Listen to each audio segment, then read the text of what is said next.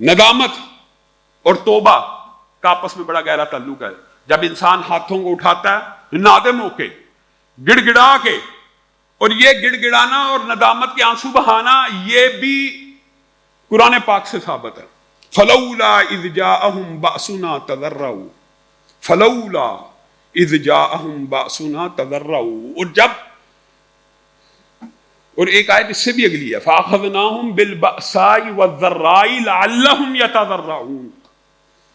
پہلی آیت میں اللہ تعالیٰ فرما رہا ہے کیوں نہیں جب ان کے اوپر گرفت آ گئی, عذاب آ گئے, مشکلات آ گئی, مصیبتیں آ گئی, وہ اللہ کی بارگاہ میں آ کے کیوں نہ گڑ گڑائے, کیوں نہ گڑ گڑائے. پہلی آیت میں اللہ یہ کہہ رہا ہے فلولا اذ جاءہم بأسنا تضرعوا, کیوں نہیں گڑ گڑاتے, کیوں نہیں اللہ کے سامنے ندامت کے آنسو بہاتے, کیوں نہیں گریہ داری کرتے اللہ کے سامنے. پھر اللہ کہتا فاخذناہم بالبأساء والضراء, ہم نے ان کو پکڑا اس لیے, ہم نے ان کی گرفت اس لیے کی لعلہم یتضرعون, کہ شاید وہ گڑ گڑا اٹھے, شاید وہ توبہ کر اٹھے, شاید وہ پکار اٹھے. ہاں ما کان اللہ معذبہم, اور اللہ تعالیٰ پھر اپنے عذابوں کو ٹال دیتا ہے اس قوم کے اوپر سے جو اللہ رب العزت کی بارگاہ میں آ کے استغفار کرتی ہے اور مغفرت کو طلب کرتی ہے. جتنا مرضی بڑا عذاب آ جائے اللہ کی طرف سے, اگر وہ مغفرت کے رستے کے اوپر چل پڑیں, استغفار کے رستے کے اوپر چل پڑیں اور آنسوؤں کا تڑکا لگانا شروع کر دیں, تو اللہ رب العزت ان کے گناہوں کو معاف کر دیتے ہیں اور عذابوں کو ٹال دیتے ہیں. اور اگر آپ حدیث کے اوپر آئیں, یہ تو قرآن سے ثابت ہے, حدیث پہ آئیں تو آپ حیران رہ جائیں گے. لمبی چوڑی بات ہے, وقت تھوڑا صرف مختصر کروں گا. 4 حدیث اگر آپ ذہن میں لائیں تو یہ جو گڑ گرانا ہے اور رونا ہے اور گریہ داری کرنا ہے اور اللہ رب العزت کی بارگاہ میں آ کر ندامت کے اور خوف سے اللہ کی بارگاہ میں آ کے جو آنسوؤں کا بہانا ہے, حدیث کے الفاظ ہیں ایسے آنسو جو بندہ مومن کی آنکھ سے نکلیں اور زمین پہ گر جائیں. اللہ رب العزت نے ان آنکھوں کے اوپر جہنم کی آگ کو حرام کر دیا. بتائیے مشکل ہے؟ اللہ کی قسم ایک مرتبہ تو میں اور آپ اللہ کے سامنے جی لگا کر گریہ گڑ گڑا کر ایسا رو سکتے ہیں کہ آنسو زمین پہ گر جائیں. اور اگلی جو احادیث اس کی تشریح میں محدثین لے کے آئے وہ تو عجیب ہیں. یہ آنسو جو زمین پہ گر کے خشک ہو گئے ہیں, زمین نے ان کو جذب کر لیا ہے, اب یہ اس وقت تک بندہ جہنم میں نہیں جا سکتا جب تک یہ آنسو واپس آنکھوں میں نہ چلا جائے.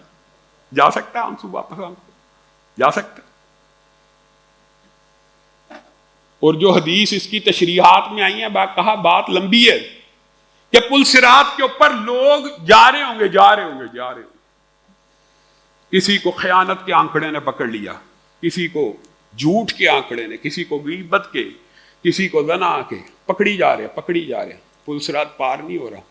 اور چند خوش نصیب ایسے ہیں جب پل صراط کے اوپر ابھی قدم ہی رکھیں گے تو آوازیں آنا شروع ہو جائیں گی, گزرو, تیزی سے گزرو, نکل جاؤ, پار ہو جاؤ. کیا ہوا؟ تمہاری آنسوؤں نے جو زمین پہ گرے تھے میری آگ کو ٹھنڈا کر دیا, جہنم کی آگ کو.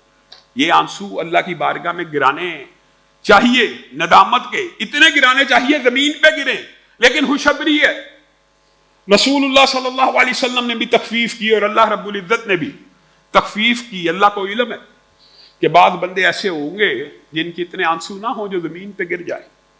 تو رسول اللہ صلی اللہ علیہ وسلم نے فرمایا ایسا شخص جس کی آنکھیں بہہ پڑیں اور اس کے رخسار اور داڑھی اور اس کا چہرہ ان آنسوؤں سے تر ہو جائے, یہاں پہ زمین پہ گرنے کے الفاظ موجود نہیں ہیں,